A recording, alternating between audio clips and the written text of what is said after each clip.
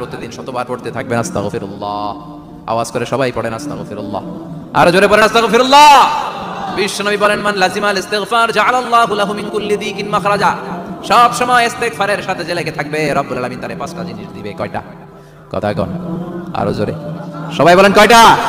Number 1, জাআলাল্লাহু লাহু মিন কুল্লি দিকিন মাখরাজা। বিপদে পড়লে বিপদ থেকে উদ্ধার করবে কে? আমাদের তো কোনো বিপদ নাই না? আছে? কত বিপদ, হ্যাঁ? রাস্তাঘাটে দুর্ঘটনা হতে পারে, যে কোনো সময় ভূমিকম্পে পড়তে পারি, বজ্রপাত পড়তে পারে না, ঠেড়া বইরা মানুষ নাই, আছে না নাই? এই বিপদ আপদ থেকে আপনারা রক্ষা করবে কে?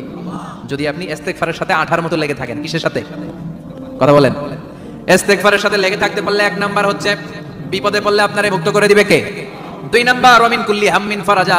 যে কোনো ধরনের টেনশন, হাইপার টেনশন থেকে বাঁচায় দিবে কে? আমাদের তো টেনশন মেনশন নাই না? আছে?